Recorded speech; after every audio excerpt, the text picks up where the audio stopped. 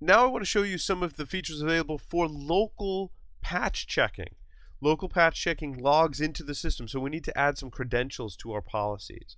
So I created actually this policy before, which is really, really easy to use. Let me make sure I put the credentials in here. Yeah, I did. Okay, so this is the local Linux patch audit.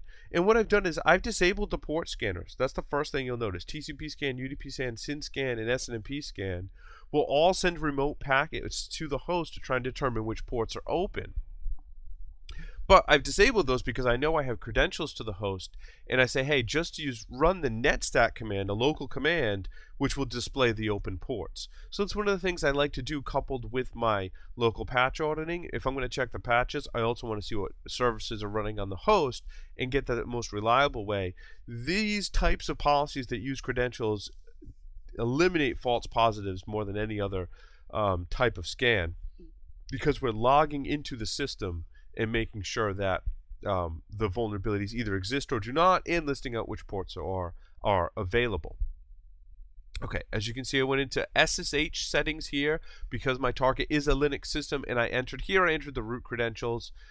There are tons of different options for credential type. There's actually an entire document that exists on our website. Let's see if I can pull it up on the documentation. Yeah, the documentation page here. Go read the Nessus credential checks for Unix and Windows document. That explains how the proper way in a production environment to do credentials. Here I'm entering the root username and password, not recommended in production, as that would make it so that all of your systems had the same root password, or would need the same root password for Nessus to log in. But there's far more advanced options, again, all in the documentation. But I have entered credentials for demonstration purposes.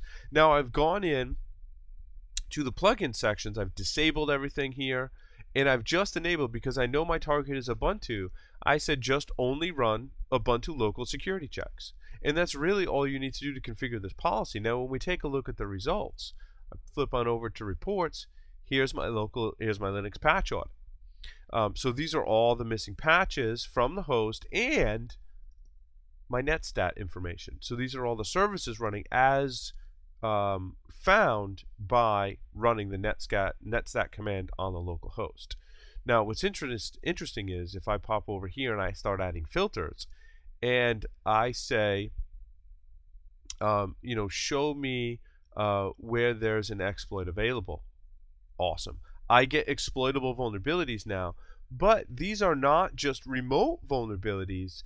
These are local vulnerabilities as well. For example, if we look at this PAM vulnerability here, this is a vulnerability in the PAM's message of the day function that allows a regular user to escalate privileges to root.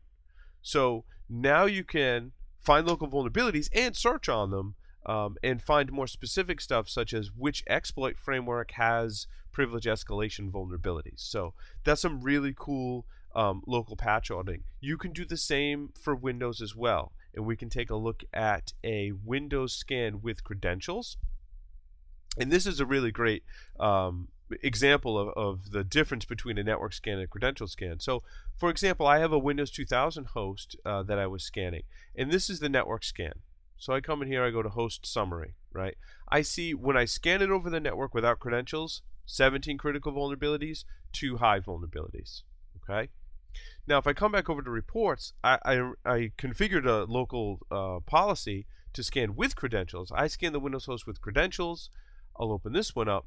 31 critical vulnerabilities and 152 high-level vulnerabilities. And again, we can come in here and apply the same filters for our Windows target as well.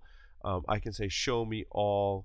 Let's do not equal to. So let's find all the easy vulnerabilities, pop over to vulnerability summary, and there are all the easily exploitable vulnerabilities that exist on my Windows target that was a local scan host. A lot more information.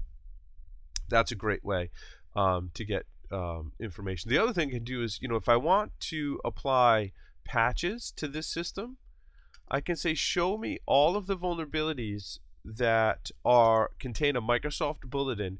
And the Microsoft bulletin, I kind of cheat here. I say the Microsoft bulletin contains the 2 letters MS.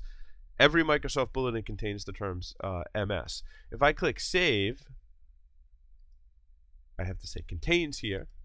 contains MS. If I click save, I see all the missing Microsoft patches. I can then export this as a report or HTML, again, which I'll demonstrate later, and email that off to people to get fixed. So these are all the missing Microsoft patches. One last thing I wanted to mention with respects to missing patches is patch management integration. So when you create your policy, we can actually get patch level information, across the network as I showed, or by logging in as I showed, or if you have a patch management server, you can give Nessus credentials to your patch management server. Okay, we support Red Hat Satellite, SCCM from Microsoft, VMware Go, and WSUS, also from Microsoft. You can give them the credentials, where your server is, the domain, the username, and the password. When we're scanning a host, we'll go check what your patch server thinks are the patch levels and put that in the Nessus report as well. So that's kind of another thing with this patch checking thing. We do integrate with all those different patch management systems. And again, if you go to our documentation site, there's an entire document that describes patch management integration and shows you all the ins and outs on how to configure that.